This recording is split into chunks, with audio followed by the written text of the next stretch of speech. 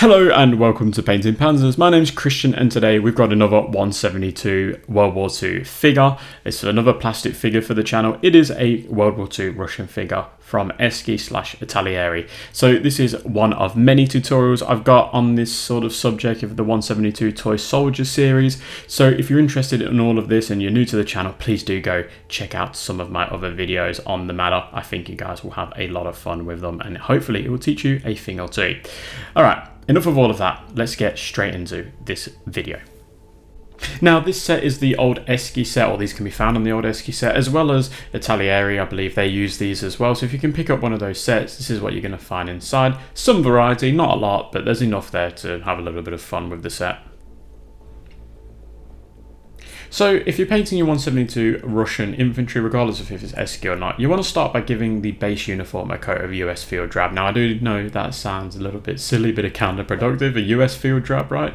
But no, I think it's a really good base colour to start us off with. We will highlight it slightly just to make it look a little bit more realistic, but that's what I'm going to go with for the base colour. Now for his PPS pouch, his PPSH, sorry, pouch, I'm going to be painting that German field grey, and you can see it's just a green. A variety of different greens I'm going to be using, and khakis for some of this equipment. So Russian uniform World War II is what I'm going to be using for his little like satchel that's on his back. I don't know what the actual correct word would be. It's some sort of like bag on the back there. I know you guys are probably going to correct me, sleeping bag or something like that. I'm not too sure. It goes all the way across the body there, and hopefully any of you Eastern Front historians or fans will be able to tell me exactly what that is. And then we've got another bag here, again not exactly too sure what's in there, some sort of canvas bag, so I'm using khaki for that one. So as I said, we're going to be mixing up the greens and the khakis and stuff just to get some differences in some of the equipment and obviously the uniforms as well, otherwise it will all blend in. Then for his belt, and if you have rifle pouches and stuff, I'm going to be painting them in German camo medium brown, but in this case he's just got a belt, so I'll be painting it in that colour. And it's only just a waist belt, so it just goes across his waist there. Also on the PPSH pouch, I'm going to be painting the little strap there in that colour too, just to make it a little bit more realistic. Now I'm going to be using Russian uniform World War II again, and I'm going to be using that for his helmet. You can use obviously different varieties of green. The Russians were well known for obviously having their stuff manufactured in different factories using different dyes and such, so the different colours of equipment would definitely vary. So for the wooden areas I'm going to be using flat earth, so obviously on the PPSH that's the stock there and not really too much else, but if you've got his rifle you'd be painting all that, his shovel, whatever. I don't really need to go into too much detail, I think you guys can work all that stuff out. Now for any of the metal items or areas, I'm going to be using black grey. So obviously the PPSH is made up of a lot of metal, so I'm going to be using black grey to paint all of that. He also seems to have like a magazine, just spare magazine hanging off his side, so I'll be painting it in the same colour too. Now for his boots, I'm going to be using black for those ones, and we will dry brush those later on. You won't see that in this video, but during the basing step I tend to give all of my figures a bit of a dry brush along their boots and up to their knees, just to give them a little bit of wear and tear, show that they've been in the field for a while. So no oil and technical medium is what I'm going to be washing my figure with. Obviously if you're fans of the channel you'll know that this recipe is what I go to. If you're new to the channel, it's no oil and Lafmir medium I believe, at around about a 1:1 ratio, maybe a little bit more no oil than the technical medium, and that's just going to wash that or thin that wash down, and it's going to take away the really darkness of that wash, and when it pulls on the flat surfaces it won't be a massive black wash area, it will be a bit more lighter. So US field drab and German camo beige at a 1:1 ratio is going to be my layer, and this is also going to be my highlight. So I'll mix the two. I'm not exactly sure what the correct terminology would be. I'm definitely no expert when it comes to painting and the correct techniques, but I'm pretty much repainting all the model but leaving the base coat that's been washed in the recesses, as you can see here. So there's lots of folds and stuff, so I'm picking all those folds out, joining the folds together just to make it a little bit more realistic and not so cartoony.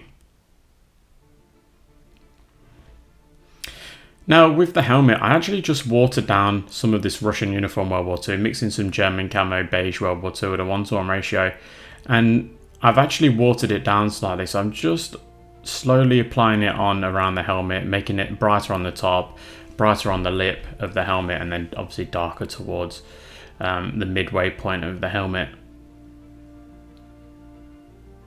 With that done, we can use the same, so Russian uniform World War II and German camo beige World War II at a 1:1 ratio, and do the same for this like canvas strap thing that he's got going across the entirety of his sort of upper half.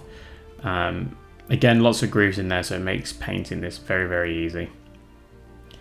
With that done, I can use German field grey and grey green at a 1:1 ratio, and layer this one. Again, lots of grooves and such little bits that you can easily distinguish that need to be painted, little raised areas and such, and just leave that original base colour in the recesses in each of those grooves. So khaki and stone grey at a 1:1 ratio is what we're going to be going for with this other like canvas bag that's on his back here. Again, following the exact same principle as what I've already gone on about. Now, if you want to see a 172 basing guide for these models, my very basic way of basing them, putting tufts on, let me know in the comments section. If I get a couple of comments, then I'll definitely get around to doing that video.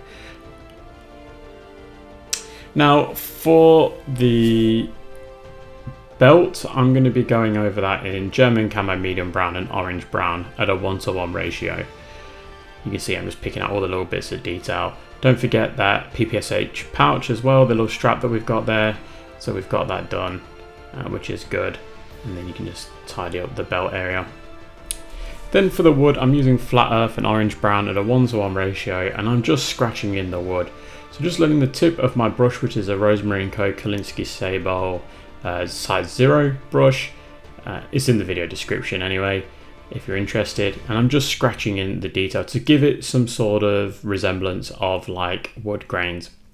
And then I'm doing the exact same thing, but this time with orange brown, and I'm just scratching it in, but obviously doing a lesser amount of this orange brown. It's actually quite bright when you first apply it, but it does darken slightly over time once it dries, so don't be put off initially. So for the medal, I'm using black grey and basalt grey at a 1:1 ratio, and you can see here there's lots of nice details on the PPSH that can be picked out, and I'm just picking those details out. We will give it another highlight colour after this, so feel free to be a little bit more generous than what you probably would have with some of the other steps. So as I said, we're going to highlight this PPSH now, so I'm going to be using basalt grey, and you can see I'm just running the tip of the brush along the outer edge of that PPSH. I'm going to run it along the outer edge of the magazine on both sides, so you can see there both sides of the magazine. Pick out the iron sight and trigger, anything that you can sort of get to easily. With all that done, your model's almost finished, so we want to paint light flesh to give us a nice Caucasian skin tone. I use AK Interactive. You can use other equivalents, but AK is my favourite when it comes to painting skin tones. Don't ask me why, I just feel like the results I get are better than when I've used Vallejo paints. But again, don't ask me why, because I can't really say for sure if that's the case or if I'm just being a little bit strange. So flesh wash is what I'm going to be using for those Caucasian skin tones that I need to be washed. It's like a reddish pinkish wash, and it's just going to go in those recesses. And once that's dry, which doesn't take very long at all, I'm going to go over that area with light flesh again, but this time I'm literally picking out the cheeks, the nose, the chin, the top of the eyebrow area there, as you can see I was just doing there. I'm going to connect the cheeks and the chin together, but leave the mouth dark, leave the outer area of the nose, so in between the nose and the cheeks, dark as well. Same with the fingers, so leave that wash in the fingertips. Sorry, between each finger, not the fingertips, between each finger. And then once that's dry, come along and hit it with some light flesh and highlight flesh. Now this time you're going to be painting a little line on the nose, a little line underneath each eye socket, and a little line underneath or on the chin, but don't connect the chin and the cheeks together. A little line on top of the eyebrow there, maybe on the back of the neck, not too much. See if there's an ear there that you can pick out. And then you just want to get the thumb and the fingers. You don't really need to do too much else. And then just for the insignia, I'm just going to be using flat red there, and that's just on the top there, as you can see, just a little bit of flat red on each side.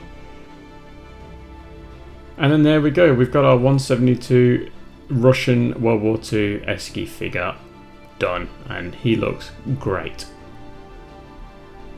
So overall, this figure I think has come out really nicely. I'm not too keen on his helmet. I don't think it's the way I've painted it. I think it's just the sculpt. It kind of looks a little bit modern. Do let me know in the comment section. Perhaps I have done something wrong. I'm not too sure.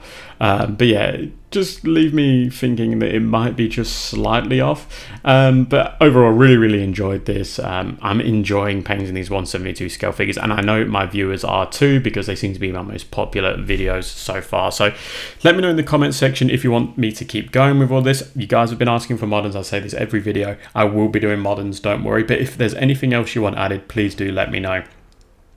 Now, as always, I must say a huge thank you to my Patreons and YouTube channel members. You guys are awesome, and if you want to join their ranks, you can join for a little. As $1 a month, it gives you access to a few cool perks and such, and if you go with the tier 2 upwards, you can join our exclusive Discord, which is a lot of fun.